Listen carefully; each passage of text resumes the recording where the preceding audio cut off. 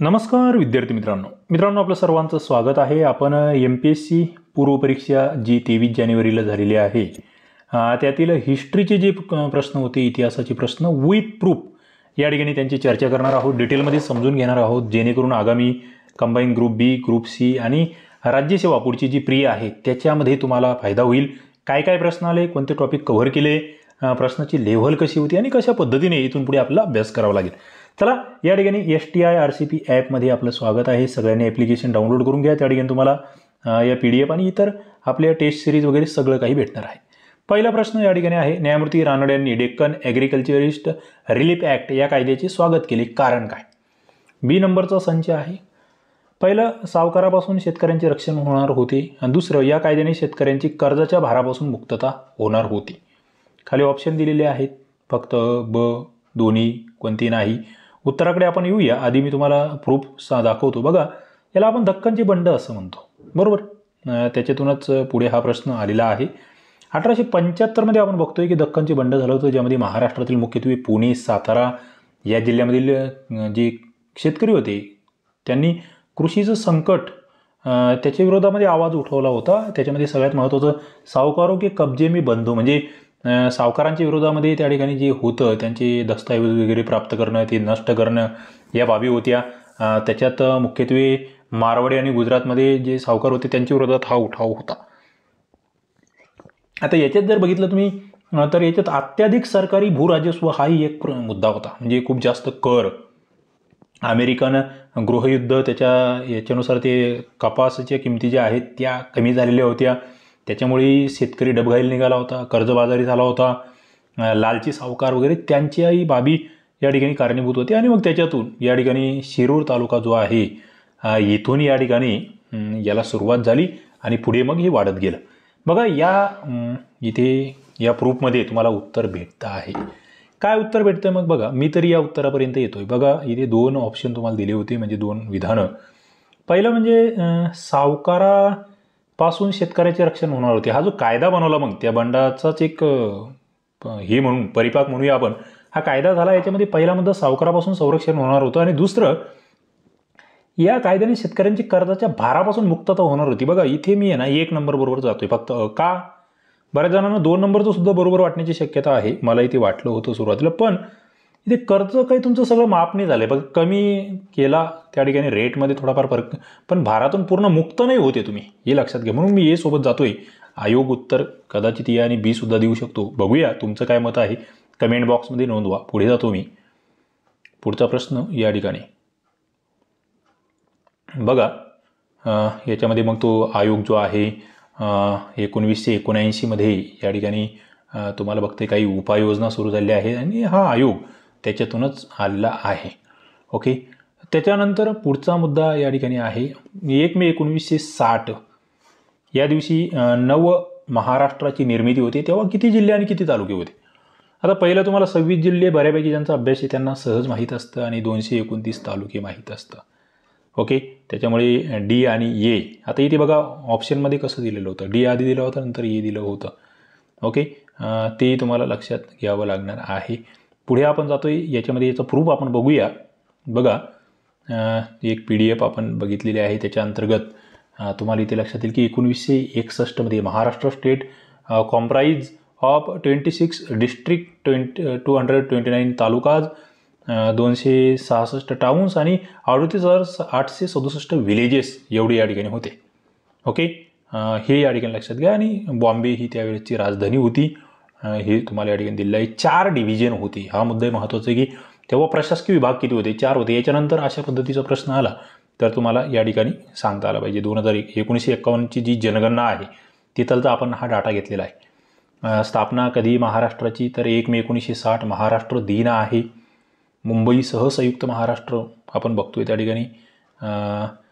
त्याच्यानंतर याच्याबद्दल पुढे 106 हुतात्मे आम्हाला माहीत असले पाहिजे। महाराष्ट्राचा तुम्ही नकाशा बघतायत। आंतरराष्ट्रीय कामगार दिन हा आहेच आहे, त्यासोबत हा काठी महोत्सवसुद्धा या दिवशी युरोपामध्ये साजरा केला जातो, ते माहीत असलं पाहिजे।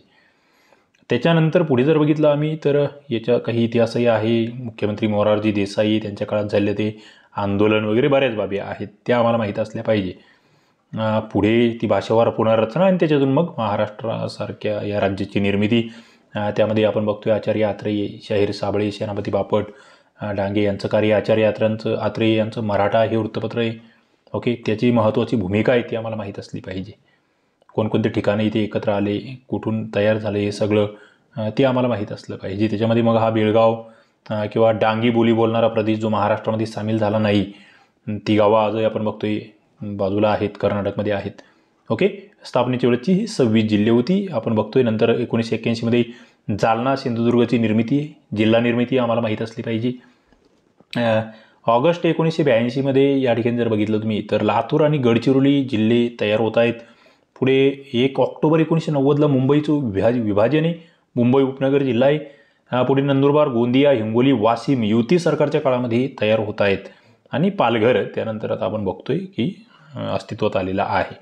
सध्या जर बघितलं तर 6 प्रशासकीय विभाग आहेत, 36 तालुके जिल्हे आहेत, 358 तालुके सध्या आहेत. सगळ्यात जास्त तालुके नांदेडमध्ये आहे 16, यवतमाळमध्ये आहेत 16, मग रायगडमध्ये 15, नाशिकमध्ये 15, जळगावमध्ये 15 आणि चंद्रपूरमध्ये 15. ओके, त्याच्यानंतर मुंबई शहर असा जिल्हा आहे की ज्याच्यामध्ये एक सुद्धा तालुका नाही आहे.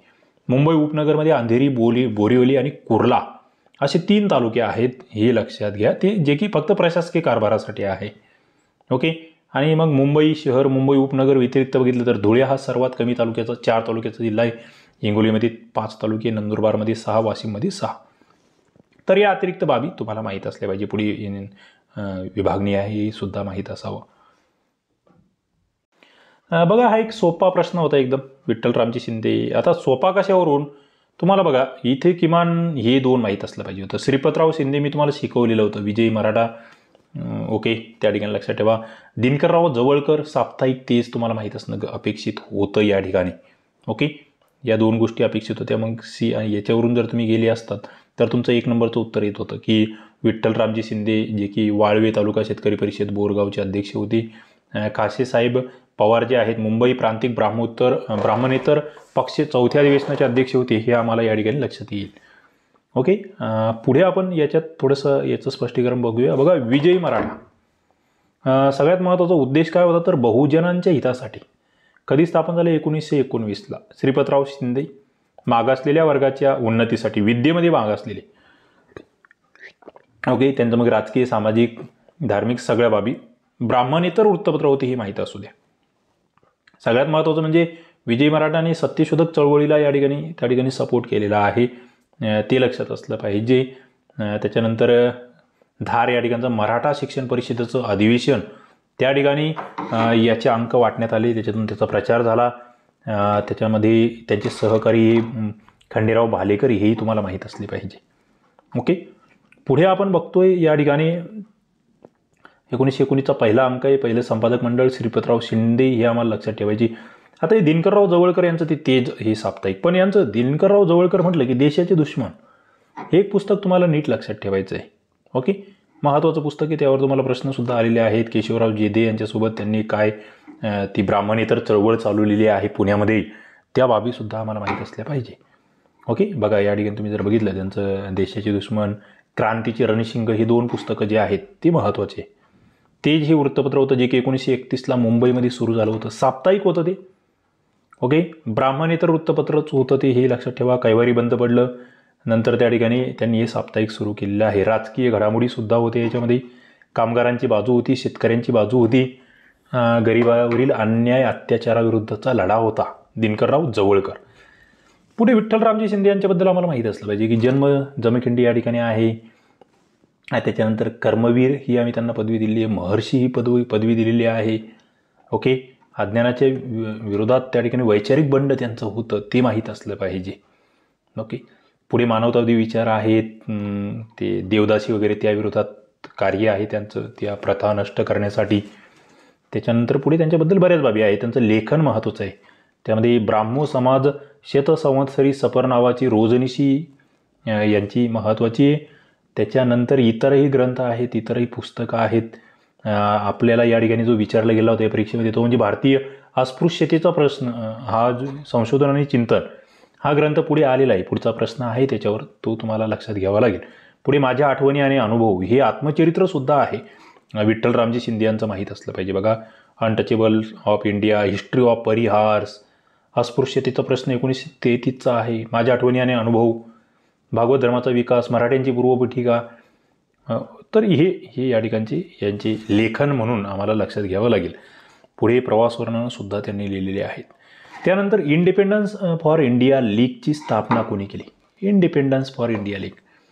मित्रांनो, या ठिकाणी जवाहरलाल नेहरू आणि सुभाषचंद्र बोस हे उत्तर आहे. विथ प्रूफ या ठिकाणी तुम्हाला मी दाखवतो.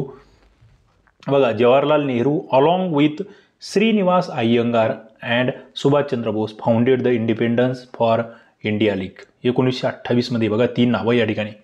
जवाहरलाल नेहरू आहे, श्रीनिवास अय्यंगार आहे आणि सुभाषचंद्र बोस आहे. ओके. जे संपूर्ण स्वातंत्र्य म्हणतो आम्ही त्याच्यासाठी यांनी हे स्थापन केलं होतं.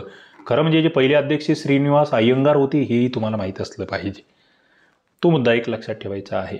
पुढे आपण जातो आहे आणि सगळ्यात महत्त्वाचं जे नेहरू रिपोर्ट जो होता ना, मोतीलाल नेहरू यांच्या अध्यक्षतेखाली, त्याला विरोध म्हणून या ठिकाणी ही लीग स्थापन झाली होती, हेही तुम्हाला माहीत असावं. बघा, जवाहरलाल नेहरू जे की भारताचे पहिले प्राईम मिनिस्टर, चिल्ड्रन्स डे आपण त्यांच्या जन्मदिनी साजरा करतो ते आम्हाला माहीत असलं पाहिजे. सुभाषचंद्र बोस यांचं सुद्धा तुम्हाला कार्य माहीत असावं. आझाद हिंद फौज असेल किंवा इंडियन नॅशनल आर्मी, त्याच्यानंतर आझाद हिंद रेडिओ जर्मनीमधला, आणि त्यांचं ती famous speech give me blood and I shall give you freedom, ते एवढ्या बाबी माहीत असाव्या. पुढे आपण जातोय. पुढचा प्रश्न, स्वदेशी वस्तू प्रचारिणी सभा. हाही काही जणांना नवीन वाटला असणारे, निश्चितपणे नवीन होता. पण याच्या प्रमुखपदी कोण विराजमान होते? तर लोकमान्य टिळक. हा एक स्वदेशी चळवळीचाच भाग होता, हे लक्षात घ्या. ओके. स्वदेशी मुव्हमेंटचा हा भाग होता. Lokmanya Tilak he spread the message of swadeshi to Pune and Bombay and organize Ganpati and Shivaji festivals. Lokmanya Tilak he stress that the aim of swadeshi boycott and national education was attainment of swaraj. He open cooperative store and headed the Swadeshi Vastu प्रचारिणी सभा. बघा, या ठिकाणी त्याचे अध्यक्ष होते लोकमान्य टिळक, हे माहीत असलं पाहिजे. पुढे खालील समाजसुधारकांनी त्यांचे साहित्य. इथे सरळ सरळ एक सोपा प्रश्न होता. ज्योतिराव फुले इशारा, विठ्ठलरामजी शिंदे अस्पृश्यतेचा प्रश्न, दादोबा पांडुरंग धर्मविवेचन आणि गोपाळ हरी देशमुख जातीभेद, अशा पद्धतीचं हे उत्तर येईल. बरोबर. या ठिकाणी 4 नंबरचं आहे, म्हणजे 4चे 1 तुम्ही बघतायत. दादोबा पांडुरंग, बीचं या ठिकाणी 2 बघतायत. यस. ओके. बघा, आता इथे जर तुम्ही बघितलं तर काही बाबी तुम्हाला आपण जे गोपाळ हरी देशमुख म्हणतो त्यांच्याबद्दल माहीत असावं. ते म्हणजे त्यांनी हिंदुस्थानचा इतिहास हे पुस्तक लिहिलेलं होतं. त्याच्यानंतर प्रभाकर या साप्ताहिकामधून त्यांनी जे भाई महाजन किंवा भाऊ महाजन यांचं होतं त्याच्यामधून त्यांनी लोकहितवादी या नावाने लेखन केलेलं आहे, हे माहीत असावं. तिथेच त्यांचे ते लेख प्रसिद्ध झाले. बऱ्याच बाबी एक ब्राह्मण या नावाने सुद्धा ते लिहायचे. त्याच्यानंतर पुढे जर बघितलं त्यांच्या लेखाचे विषय तुम्ही बघितले, त्यामध्ये दिसते तुम्हाला की इंग्लिश लोकांच्या व्यक्तिमात्राच्या गैरसमजुती असे लेखनाचे विषय त्यांचे होते. पुढे शतपत्रे त्यांनी लिहिली. 48 ते 50च्या दरम्यान 108 छोटे छोटे जे निबंध लिहिले ना, त्याला आम्ही शतपत्रे म्हणतो. बघा, हे सगळे मुद्दे फार महत्त्वाचे. आगामी कालखंडातल्या परीक्षांसाठी याचा तुम्हाला फायदा होईल निश्चितपणे. पुढे एकूण 10 पुस्तकं त्यांनी लिहिलेली. त्यामध्ये हिंदुस्थानचा संक्षिप्त इतिहास, पानिपतची लढाई, ऐतिहासिक गोष्टी, गुजरात देशाचा इतिहास, लंकेचा इतिहास, पृथ्वीराज चव्हाण यांचा इतिहास, असे अनेक पुस्तकं आपण बघतोय त्यांचे आहेत. पुढे दादोबा पांडुरंग तरखडकर यांच्याबद्दल आम्हाला माहीत असलं पाहिजे. मराठी व्याकरणाची पाणिनी आपण त्यांना म्हणतो. त्यांनी मानवधर्म सभा 1844, परमहंस सभा 1849, ज्ञानप्रसारक सभा 1848, प्रार्थना समाज 1867 या विविध संस्थांच्या स्थापनेमध्ये त्यांचा पुढाकार होता. पुढे त्यांना राव बहादूर ही पदवी आहे. भिल्लांचा बिमोड त्यांनी केला. अहमदनगरला डेप्युटी कलेक्टर म्हणून त्यांची नियुक्ती झाली होती, हे माहीत असावं. त्यांचे बंधू हे भास्कर पांडुरंग आम्हाला हे माहीत असावं. एक हिंदू या नावाने हे लेखन करायचे. आत्माराम पांडुरंग तरखडकर यांचंही फार मोठं कार्य आहे. पुढे आपण जातोय, कोणतं वाक्य बरोबर आहे? बघा, हा एक प्रश्न होता, थोडासा नक्कीच काही जणांना अवघड गेलेला. बघा, पहिलं म्हणजे हे लिबरल पक्षाचे नेते होते एम.एन. रॉय, मानवेंद्रनाथ रॉय, आणि दुसरं हे रॅडिकल डेमोक्रेटिक पक्षाचे नेते होते. मित्रांनो, इथे जर बघितलं तुम्ही तर तुमच्या लक्षात येईल की इथे दुसरं वाक्य बरोबर दिसते, पहिलं चुकीचं. आपल्याकडे प्रूफ आहेत, विथ प्रूफ बोलतोय मी. प्रत्येक प्रश्नाचं उत्तर मी जे शोधले ते. तुम्हाला याच्यापेक्षा वेगळे प्रूफ भेटले तर मला नक्की खाली व्हॉट्सअप नंबर तुम्हाला भेटेल डिस्क्रिप्शनमध्ये, त्यामध्ये तुम्ही विथ प्रूफ काही सुधारणा असतील तर नक्की मला सुचवा. बघा, Manabendranath Roy, Indian communist revolutionary radical activist and political theorist असं आपण त्यांना म्हणतो. त्याच्यानंतर यांचं founder of the Mexican communist party, म्हणजे जी मेक्सिकन कम्युनिस्ट पार्टी आहे तिचे फाउंडर म्हणून सुद्धा यांना आम्ही ओळखतो. त्याच्यानंतर communist party of India, तास्कंद group याचे फाउंडर होते. त्याच्यानंतर कम्युनिस्ट इंटरनॅशनल, त्याच्या संदर्भात आपण यांचं काम बघतोय. असे बऱ्याच बाबी आहे. पुढे इंडिपेंडंट रॅडिकल पॉलिटिक्स संदर्भात आपण बघतो. त्याच्यानंतर फॉर्मेशन जे आहे रॅडिकल डेमोक्रेटिक पार्टी. बघा, हे तर फिक्स आहे, इथे काही विशेष नाही. आता आपण दुसरं चेक करतोय ते म्हणजे लिबरल पार्टीशी यांचा संपर्क होता किंवा कधी संबंध होता का, तेही या ठिकाणी आपण बघितलेलं आहे. बघा, रॅडिकल डेमोक्रेसी वारंवार उल्लेख आहे.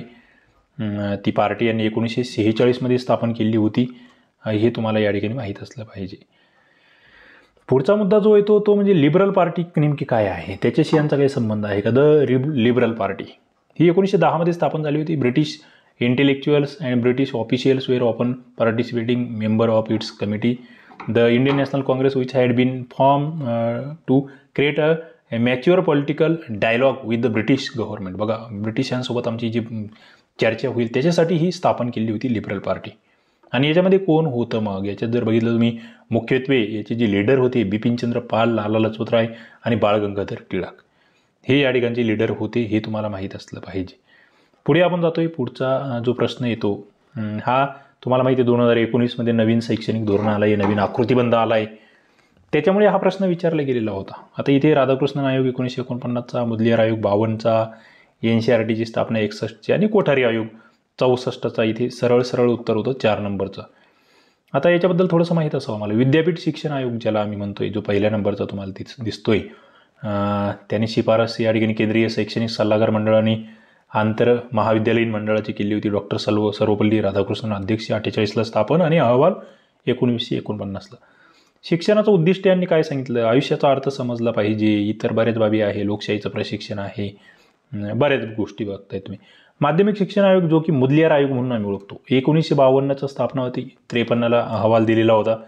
माध्यमिक शिक्षण आयोग, मुदलियार आयोग, ते जे की प्रत्यक्ष जीवनाशी जुळलेलं शिक्षण असावं, ओके, एकांगी नसावं, इंग्रजीला महत्त्व, त्यामुळे मातृभाषेतून त्या ठिकाणी क्षमता प्रोत्साहित होत नाही असं म्हटलेलं होतं. पुढे 7 वर्षाचं माध्यमिक शिक्षण करावं, याही बाबी होत्या. उच्च माध्यमिक 30 वर्षाचं तांत्रिक विद्यालय. आणि त्याच्यानंतर हे एक की स्त्री शिक्षणाची राष्ट्रीय समिती होती 1958ची, जिला national committee on women education म्हणतो आम्ही.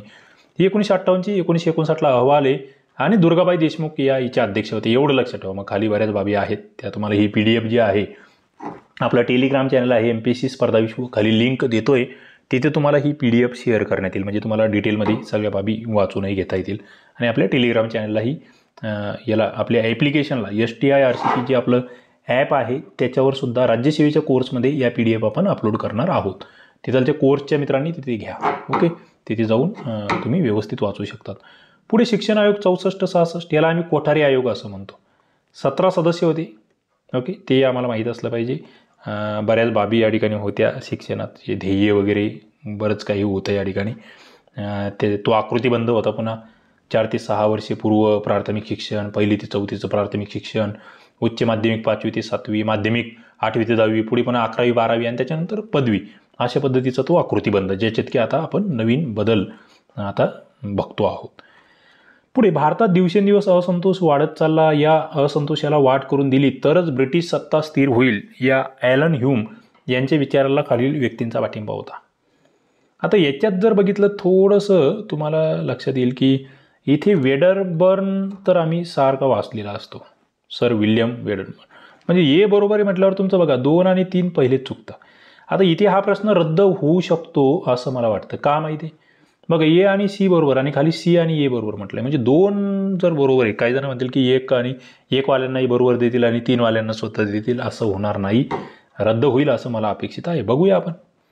सुरुवातीलाच रद्द होईल किंवा नंतर मग कोणी जरी काही केलं तर, कारण की आता बऱ्यापैकी उत्तर हे दोन्हीच दिलेलं असणार आहे बऱ्याच जणांनी. ओके, त्याच्यामुळे कोणालाही वाटेल की हा रद्द होऊ नये. पुढे जातोय आपण. आता याच्यामध्ये मग हे A.O. ह्यूम यांच्या संदर्भात आपण काही बाबी हे केलेल्या आहे. त्यांनी कोणाकोणाचा सपोर्ट घेतला होता, कोणाकोणाची लॉबी बनवली होती, त्या ठिकाणी आपण बघतोय, ज्यामध्ये सर जेम्स केर्ड आहे, लॉर्ड रिपन, जॉन ब्राईट, त्याच्यानंतर सर विल्यम वेडनबर्न आहे, जॉर्ज यूल आहे, चार्ल्स ब्रॅडलॉ आहे. अशा व्यक्तींचा सपोर्ट येवो ह्यूम यांना होता, हे आम्हाला माहीत असलं पाहिजे. पुढे स्त्री सबलीकरणाच्या दृष्टीने डॉक्टर आंबेडकरांनी मांडलेल्या हिंदू कोड बिलाला कोणत्या व्यक्तीचे समर्थन होते? याचाही जे उत्तर आहे ना, ते आता बऱ्यापैकी बरेच जण चारही बरोबर सोबत जाण्याची शक्यता आहे. प्रत्येकाचं उत्तर वेगळं असू शकतं, पण जेव्हा मी याच्या संदर्भात जी काही माहिती काढलेली आहे त्याच्यानुसार बघा, काही गोष्टी आपण त्या बघू, नंतर मी उत्तराकडे येतो. बघा, इथे जर बघितलं, सगळ्यात महत्त्वाचं हिंदू कोड बिलावरून पंडित नेहरू आणि राजेंद्र प्रसाद यांच्यामध्ये थोडीशी कॉन्ट्रोवर्सी होती, असं या ठिकाणी म्हटलं गेलेलं आहे. सुरुवातीच्या काळात नेहरूंनी सपोर्ट केलेला होता, त्याच्यानंतर राजेंद्र प्रसाद यांनी त्या ठिकाणी थोडंसं त्याच्या विरोधात हे केलेलं होतं, असं आपल्याला या ठिकाणी दिसतं आहे.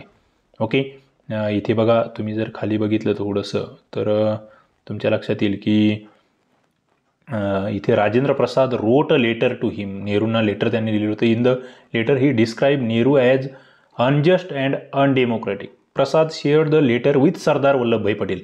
म्हणजे बघा, त्यांनी सरदार वल्लभभाई पटेलांचा सुद्धा या ठिकाणी सपोर्ट घेतला होता असं आपल्याला दिसतंय. म्हणजे थोडंसं पटेल टूक द लेटर आणि suggest him not to act angrily असं म्हटलेलं आहे. त्या ठिकाणी ते पार्टी फोरममध्ये मांडावं असं म्हटलेलं आहे. म्हणजे थोडंसं इथे आपल्याला हे कन्फ्यूज करणार आहे. उत्तर आयोग काय देतो बघूया आपण. मात्र इथे राजेंद्र प्रसाद यांचं समर्थन नंतरच्या टप्प्यात बदललं की काय माहीत नाही, पण कुठेतरी इथे माझं ए सोबत प्रश्नचिन्ह, आणि ए सोबत जर प्रश्नचिन्ह असेल तर मग हे 3 कट होतात आणि मी 2 सोबत जातो. बरेच जण इथे मला माहिती आहे की 4 सोबत गेलेले असणार आहेत. बघूया काय उत्तर येतं ते. मी तरी इथे कन्फ्यूज आहे. तुमचं मत असेल ते खाली कमेंट बॉक्समध्ये नोंदवा निश्चितपणे, कारण की काही आयोगाच्या आन्सर की येण्याच्या आधीचा हा व्हिडिओ आहे. निश्चितपणे काही या ठिकाणी चुकासुद्धा होऊ शकतात. पुढे खालील विसंगत शीर्षक ओळखा. बघा, विठोबाची शिकवण, कुलकर्णी लीलामृत, शेठजी प्रताप आणि शेतकऱ्याचा आसूड. आता बऱ्याच जणांना हे कळालं नाही, ज्यांचं वाचन कमी होतं त्यांना नेमकं काय. पण मित्रांनो, या ठिकाणी शेतकऱ्याचा आसूड हे आम्हाला माहीत होतं, इतर 3 माहीत नव्हते. काहींनी तसे टोले मारून दिले, त्यांची बरोबर येणारच आहे. कारण की हे जे इतर जे 3 पुस्तकं आहे ना किंवा ग्रंथ आहे, हे एकाच व्यक्तीचे, मुकुंदराव पाटील यांचे. आणि शेतकऱ्यांचा आसूड आम्हाला माहिती आहे, महात्मा फुले यांचा. बघा, मुकुंदराव पाटील यांनी कुलकर्णी लीलामृत 1913मध्ये लिहिलं, शेठजी प्रताप 1924मध्ये लिहिलं. खंडकाव्य आहे त्यांचे ते. त्यामधून मग दारिद्र्य, शेतकऱ्यांचं जीवन, त्यांच्या समस्या वगैरे त्यांचं चित्रण आहे. शेतकऱ्यांची दुरावस्था वगैरे सगळ्या बाबी त्यांनी मांडलेल्या आहे. हे या ठिकाणी लक्षात घ्या. त्याच्यामुळे मुकुंदराव पाटील यांच्याबद्दल हा प्रश्न होता आणि विधान, त्याचं उत्तर आम्ही बघतोय. पुढे बघा, इथे जर बघितलं तुम्ही थोडंसं प्राचीन मध्ययुगीन इतिहासाकडे, इथे तुम्हाला गुलबदन बेगम यांचंही हुमायून या नामा बऱ्यापैकी माहीत असतं आपल्याला. ज्यांनाही माहीत होतं ते उत्तरापर्यंत पोहोचले होते बऱ्यापैकी. म्हणजे 1 आणि 3 मध्ये कन्फ्युजन होते.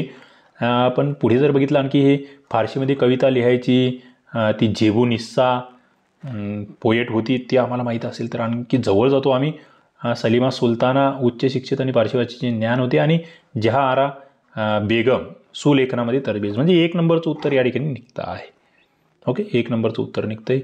बघा, गुलबदन बेगम बाबरची ती मुलगी होती, हुमायूची बहीण होती, प्रतिभाशाली होती.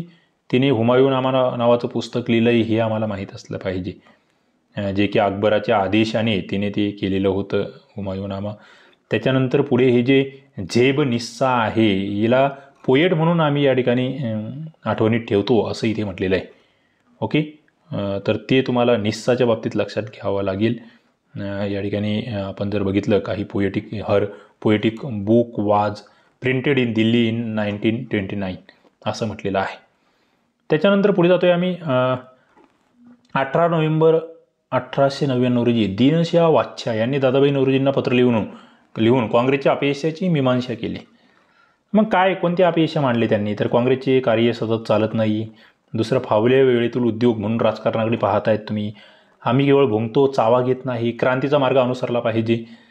थोडासा हा प्रश्न होता त्या ठिकाणी. थोडंसं ज्यांचं वाचने रिव्हिजन्स आहेत त्यांना नक्कीच याचा जास्त म्हणजे प्रॉब्लेम आला नसेल, मात्र बरेच जण गोंधळात पडलेले होते. आता इथे काही जण इथे कट करू शकत होते की चला, हे क्रांतीचा मार्ग, दीनशा वाच्छा हे सुद्धा एक मवाळ नेते होते, क्रांतीच्या मार्गाबद्दल काही ते बोललेले नसणार आहे, त्याच्यामुळे ड नंबरचं बरेच जण कट करतील. बरोबर, मग राहिलं काँग्रेसचे कार्य सतत न चालणे, हा या मुद्द्यात दम वाटतोय. त्याच्यानंतर सी, त्याच्यामध्ये घ्यायचं की नाही घ्यायचं असा प्रश्न येतो. ओके, आम्ही केवळ भुंकतो, चावा घेत नाही, ए आणि सी. त्याच्यानंतर ए बी सी 3 बरोबर, 2 किंवा 1 किंवा 3 पैकी एक उत्तर येईल असं माझं मत आहे. ओके, पुढे आपण जातोय. अण्णाभाऊ साठे यांनी साम्यवादी विचाराचा प्रसार करण्यासाठी कशाचा वापर केला, तर एक कलापथक. इथे कोणाचंही चुकणार नाही असं मला वाटतं. बघा मित्रांनो, या ठिकाणी आपण STI-RCP ॲप्लिकेशनवर या ठिकाणी हे सगळे लेक्चर्स बघत असतो. तिथे राज्यसेवेचा आपण अभ्यास करतोय. आता डिजिटल बोर्डवर आपण तुम्हाला सगळे लेक्चर्स घेतोय. नक्की ॲप डाउनलोड करा, आपलं टेलिग्राम चॅनलसुद्धा जॉईन करा. याच्या आधी चालू घडामोडीचाही व्हिडिओ टाकला आहे आपण. तुम्हाला राज्यसेवेचा संपूर्ण कोर्सही आहे. याच्यामध्ये 20 फुल टेस्ट आपण आता डेव्हलप केलेल्या आहेत, त्या तुम्हाला भेटतील. PSI, STI, combine group C वगैरे सगळं STI-RCP ॲप्लिकेशनवर. चला, हा व्हिडिओ आवडला असेल नक्की लाईक करा. पुढचा अजून कोणत्या विषयाचा व्हिडिओ बनवायचा ते सांगा, कारण की आपण करंट अफेअर त्याला तुम्ही जबरदस्त रिस्पॉन्स दिला आहे. आता हिस्ट्री बनवला आहे. विज्ञानाचा पेपर बऱ्यापैकी म्हणजे सगळ्यातमध्ये विज्ञानाचा अवघड होता असं माझं मत आहे. विज्ञानाचे सुद्धा आपलं त्याच्यावर काम चालू आहे. विज्ञान, भूगोल, अर्थशास्त्र आणि इतर जे विषय आहेत त्याच्यावर सुद्धा व्हिडिओज येतील. तुम्ही या व्हिडिओला लाईक करून ठेवा, चॅनलला सबस्क्राईब करून ठेवा, नोटिफिकेशन बेलला क्लिक करून ठेवा. थांबूया. धन्यवाद.